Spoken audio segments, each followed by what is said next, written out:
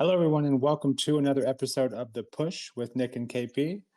We are here for a recap of SmackDown that took place on March 21st, 2025, in Bologna, Italy. We kick off the show with Randy Orton, and to a pretty nice ovation. And shout out to the crowd, the Italy crowd, of course. Another European tour show that played out well. And I have to say, so far, I think the best crowd. I feel like it has to be the show, which is unfortunate because I felt like they probably got one of the worst shows so far of the European tour. But we'll go ahead and dive right in. Randy Orton kicks off the show, and before he tries to make any announcement whatsoever, he's quickly cut off by Kevin Owens. In classic KO form, he's wearing an RKO shirt. No one else can do it better than Kevin Owens, that's for sure. He basically apologizes for what he did to Randy and says, you didn't deserve it like the other Sammy and Cody did. So let's go ahead and just forget about this and go for the tag titles at Mania instead.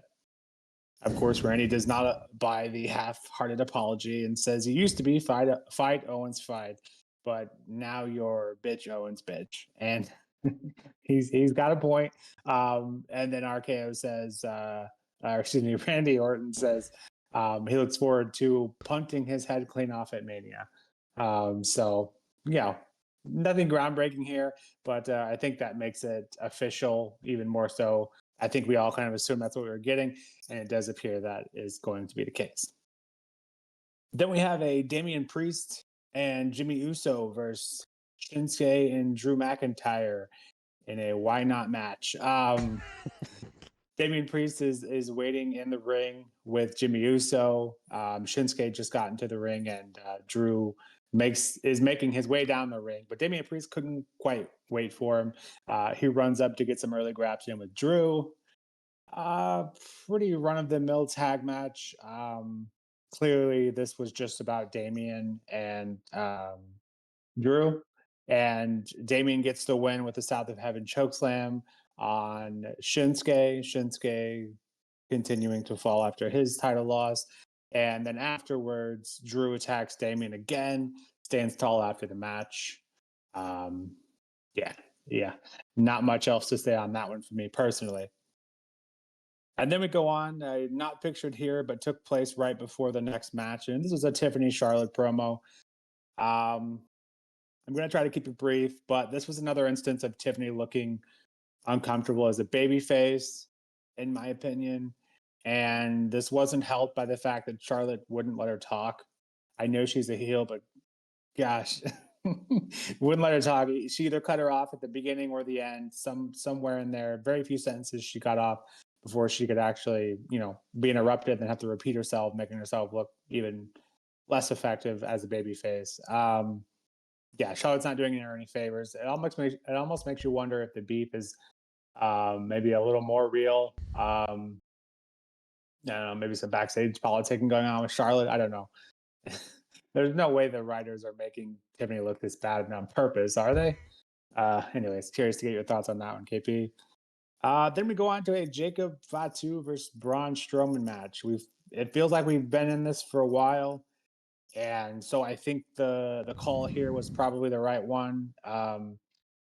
As much as we have gotten this matchup, I was looking forward to it because they haven't really given us anything bad, in my opinion.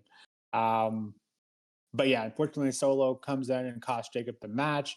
And this was a number one contender match, by the way, for the U.S. title against LA Knight. I would imagine Fatu still needs to try to get his way into the U.S. title picture. So it'll be interesting to see. But yeah, Braun Strowman is not a number one contender, and that match was announced next week. Then we get into Zelina versus Piper. Again, another pretty run-of-the-mill match here. Both looked good enough. Niven getting the win. I thought Zelina could be a good challenger for Chelsea at Mania, but maybe that's not where we're headed. I guess we'll find out. But I really felt like there wasn't a bad winner here. And maybe with Zelina losing here, maybe she'll try again, I guess. I don't know. But Niven getting the win, I won't be mad at that either. I think she's extremely underrated, and I think she could prove maybe to be a babyface challenger to Green at some point. But I feel like we're still way too early in her Secret Service run so far. So I feel like she's picking up quite a bit of momentum. So I think it's still a little too early for that. KP, what were your thoughts on the opening promo with Randy and Kevin, and the 3 matches here, along with the promo with Tiffany and Charlotte? I think before I break things down fully, let me just quickly do a summarize and just one word to describe basically these 5, I guess you could say, segments. And that's just confusion. I think there's a lot of confusion based on the start of this show. And I'll delve into that a little bit more with each segment as they come along. With the whole Randy and Kevin Owens start to the show, don't get me wrong, I quite enjoyed the segment. I thought it was quite fun. The back and forth between the two men. I was a little confused at Kevin Owens as to why he suddenly thought that he was going to be challenging for the tag titles with Randy Orton at WrestleMania. I just didn't see that coming. That was very, left field for me. But yeah, obviously it was just, KO basically just playing to the character, trying to be a little bit dumb and stupid, trying to get back into Randy's good books, and hoping that he just basically forgive and forget as long as, he got an apology. So yeah, I don't know. It's a bit of a strange one for me, but the match between Randy and Kevin, we've always expected this to come at some point, and we're going to be getting that at WrestleMania, which is something that I can definitely look forward to. So the crowd were really hot to begin with here. They were throughout the rest of the night, and just that little bit of confusion between KO's motives there, as if that was ever going to work. I don't know. Didn't really seem too believable for me, but it's an interesting one. The match between Drew, Shinsuke, Damian, and Jimmy, yeah, that was a very, because why not? I guess you could say, you put it very well with that. I don't know. I feel like Jimmy and Shinsuke, I'm not entirely sure what their goals are going into WrestleMania. Obviously, they've been in and around the United States Championship, sort of like murmuring situation. So maybe they could be involved in that going forward, either of them or both of them. I don't know how that's going to work out, but we can obviously see how that takes place going forward later on. Obviously, you got the whole Braun Strowman situation. But then with Drew and Damian, this is the main part of this tag match, wouldn't it? Just continuing their feud, trying to build that up a little bit more to make it seem a bit more interesting. Damian getting the win, as part of his team there against Shinsuke. I thought I wasn't too happy about Shinsuke getting pinned, but it's not the biggest deal in the world considering that this tag match was just there literally just because why not? It's just to try and improve the hype around Damian and Drew, and I guess that's okay, but they're going to need to do some more to help this, because I don't think they're really helping it at the moment.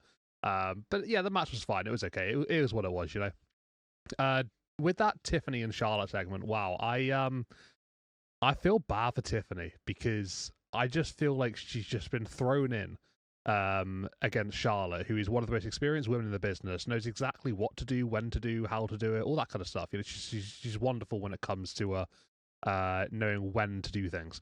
And you got Tiffany, who's literally at the start of her main roster career, near enough anyway, start of a title reign, really.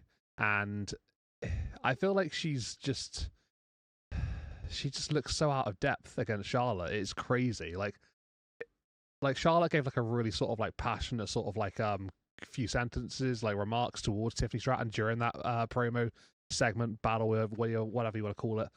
And Tiffany, as if like she just ignored what Charlotte said completely, looked back at the screen and was like, right, okay, what's this say? Okay, right, I'm reading off this again, am I? So it's like, I don't know, it's a very sort of like scripted thing, whereas if Charlotte was reading off a script, she didn't make it sound like she was, whereas Tiff, yeah, it seemed like she was doing exactly that. So I do feel bad for her, because I think she's maybe a little bit out of her depth at the moment. But in ring, she can go. Like, we all know that. We all 100% are certain of that. But she just looked completely off pace with Charlotte Flair in this little segment. And I'm hoping that in the next few weeks she does seem to be built up a little bit stronger. Because obviously she had that big brawl with her last week, which was amazing. That was a great brawl between the two women. And, Tiffany coming out on top, I guess you could say, regarding the whole that situation, that was great for her. And then now it's just like we've just gone basically against all of that good work and we just reset ourselves. So it's unfortunate.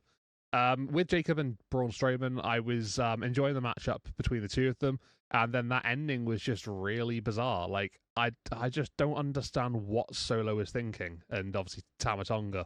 Um, I I don't know. I don't get it. Like, why? If you really are, trying to help your your brother, your bloodline, family member, like the guy that you're literally saying that I love you to, all that kind of stuff. Like, I don't get why you're getting involved and you're attacking his opponent. It just seems really stupid. It's just I don't know. I was just really confused by the ending. I get it in terms of building Braun to go for the US title, and then this ill relationship between Solo and Jacob continues to go on. But I don't know, this didn't really make any sense to me. And maybe I'm missing something. I am unwell this weekend, so maybe that's coming into play here. I'm not thinking properly, but I just saw the end. I was like, why are we doing this? But it is what it is, I suppose. Braun Strowman against LA Knight. Yeah, I'm interested to see how that one's going to go down, whether the Bloodline are going to get involved in that one as well and sort of like try and stay involved. I can see that taking place. So yeah, I guess we'll see how that sort of materializes, I suppose. And then yeah, more confusion in the in the next match. I felt like Zelina had such a solid match, right? She was pretty dominant for the most part. She was doing very well for herself. She was rallying. She was in full momentum. And then she just lost, like, almost out of nothing. They had the Secret Service get involved, and, sort of, like, play the, to the end of the matchup. That would allow Piper to take advantage and get the victory, almost seemingly out of nothing, really. And, yeah, like, we just come off the back of Chelsea and Michin, so that's over. Then in comes Zelina Vega in a couple of backstage segments, like, maybe I'm the next challenger for your title. She goes into the ring and she just loses to Piper Niven. Like, don't get me wrong, I think Piper Niven winning is brilliant because of the fact that she's been so underbooked recently that for her to get a win, I'm really happy for her. But I feel like if you're building up somebody to take on Chelsea Green, well, it's not Zelina now, is it? It's going to have to be someone else because you don't just have them go in and just lose to Piper Niven. So, yeah, I don't know. It's confusing. Again, maybe I'm not thinking properly, but I'm just I'm just so confused by like everything that's happened so far here on SmackDown. I don't know. Yeah, it's a weird start. We'll get into the later bits, but yeah, pure confusion on my end between all of these particular parts here. Yeah, so you're not alone. I don't think it's you not being well. I think just some questionable booking. I feel like with the women's side, especially like the IC title as well, you could probably like don't have a clear challenger, and we have 4 weeks left. So yeah, I feel like Zelina would have been that perfect baby face. Probably not going to win, but at least it'd make for a compelling match to book that for the next few weeks. I felt like that would have made plenty of sense. But anyways, we move on. Liv Morgan, Jade Cargill. Finally get to see Jade Cargill's in-ring return. And I don't know if maybe I'm in the minority, but I felt like she looked tremendously better. She felt like she was more composed.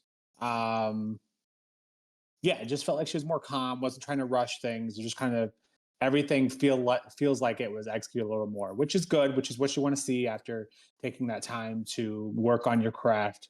I think she certainly has the look. Can she put everything together? And we'll find out. And not only that, we finally see Naomi show something heel. We see Naomi hit Jade with the title, surprisingly, and then Liv gets the win, which Liv's been on this huge incline for quite some time. So this is just another notch for her, even if it did come with some backhanded tactics on behalf of Raquel, which didn't do much, but obviously Naomi. So I felt like this was a good win for Liv, obviously, and I feel like Jade is improving. Like this is what I've been asking for weeks now is Naomi showing some sort of heel tactic outside of the attack, obviously, and this is finally what we got. Then we move on to Street Profits versus Los Garza, and right before the match, Los Garza comes out, and then Pretty Deadly comes out, and we end up getting this match. And Los Garza tries to prove that they should belong here. This was an absolute banger, and arguably, definitely the best match on SmackDown. Arguably the best of the week. Yeah, Los Garza looked really strong here. Both teams obviously booked incredibly well, and yeah, just more of the same from this division. I think we've said this in weeks past. No team looks bad here, and the crowd was really into this because they were just wanting a good match. And like I said, I enjoyed the Jade Liv match, but before that, just haven't really given them much to sink their teeth into. And this was that first opportunity, and they made themselves heard. The simplest of moves got a big reaction here. So feel a bit bad for that Italy crowd. They deserve a little better than they got tonight. And speaking of, we get the very much hyped build up to Roman, Punk, and Rollins all in the ring. Start out with the OTC in the ring, Roman Reigns, and Rollins comes in shortly followed by Punk. Um, Standard, typical trash talk for a bit, and then they all end up brawling, and officials attempting to separate them, and what feels like a been there, done that kind of thing.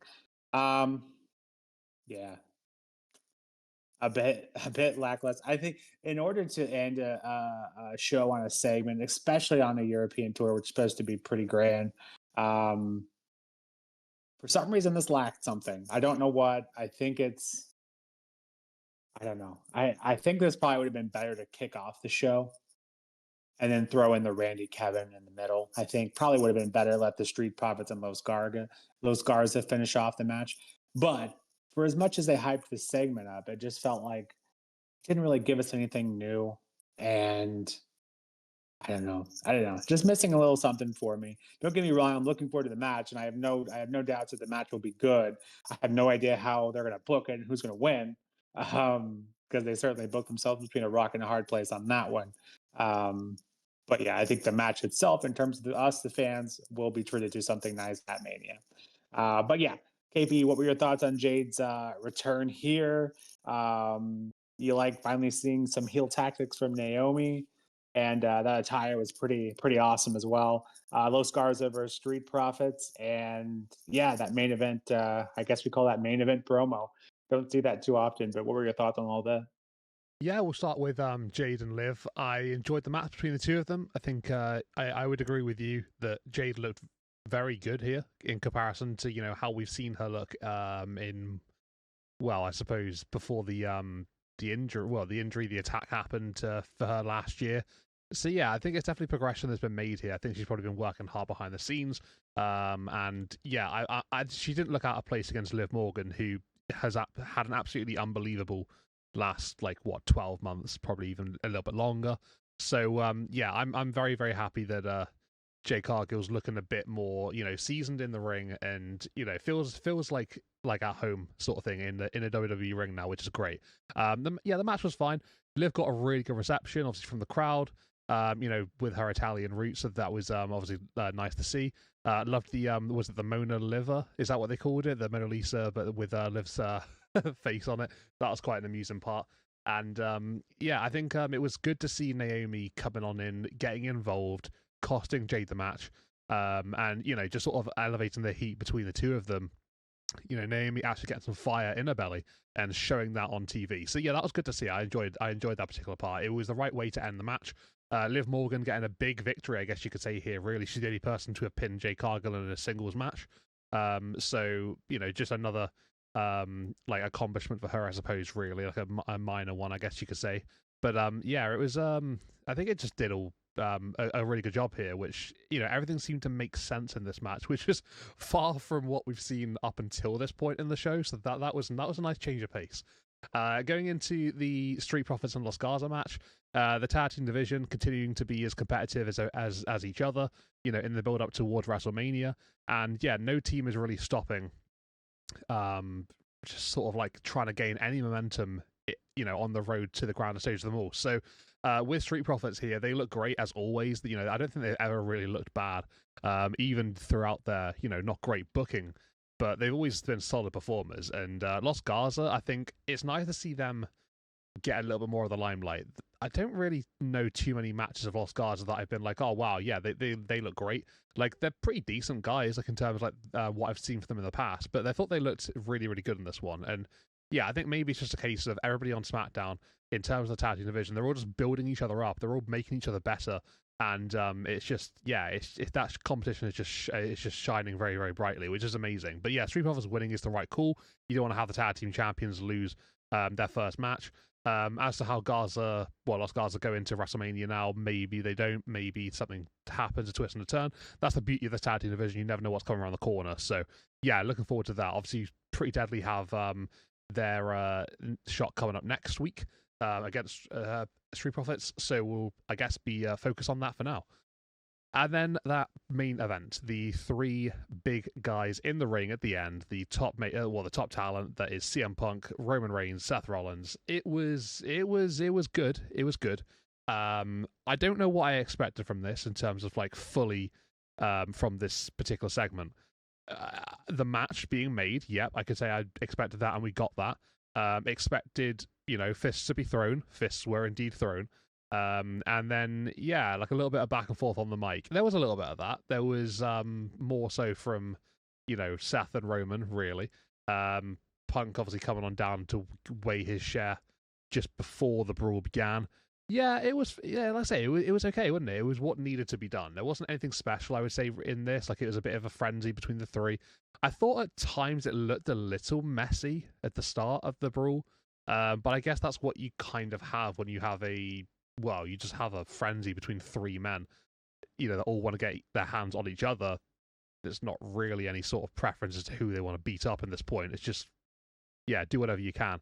It did look a little messy at first, but once I got into its stride, I thought it looked a little better. It got a bit more sort of an appropriate pace to it. And it builds a nice picture going into WrestleMania. I'm really excited to see this match between all three of them. I might not sound it right now, but we've got weeks of build still to come. They're going to continue building it up.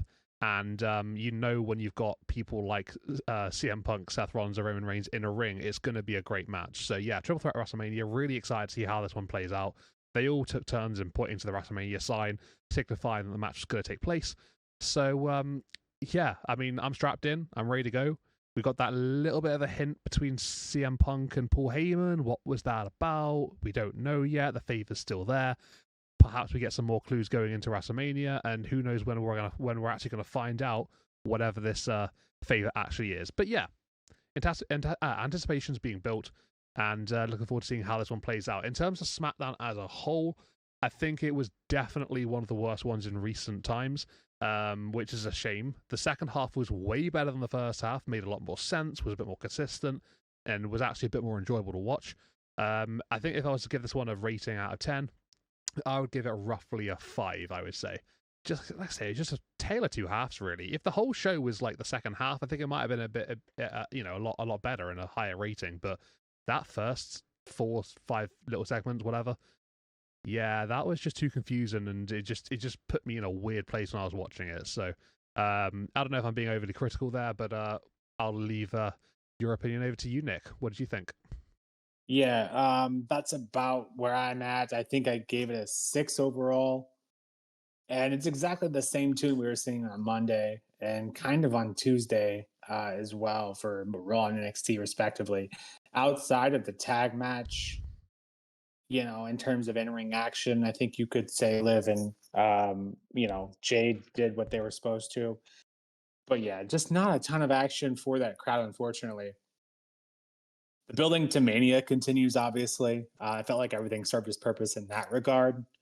Um, but yeah, unfortunately, this week as a whole felt like it was a step down. Granted, the last few weeks had been really, really good, and had a ton of storylines and action that really felt like we were full throttle. And now it feels like we kind of kicked it back into neutral a bit. Maybe we were ahead of schedule. Who knows? But with that, we are down to just 4 weeks. Yes, it's crazy to think. 4 Raws, NXTs, and SmackDowns before the big show. So yeah, we'll see if they kick it back up into gear here this week, or we'll have another not so great week. Definitely in terms of overall ratings, this week definitely one of the worst we've seen in a while. So, but 4 more weeks, we'll see what they can do. We'll see what kind of ride they put us on. So with that, this has been another episode of The Push with Nick and KP. Let us know in the comments below if you disagree or agree with us in terms of how this week went and what you're looking forward to most. And we'll see you next time for our Raw recap coming in just a couple days. Thank you. Bye bye.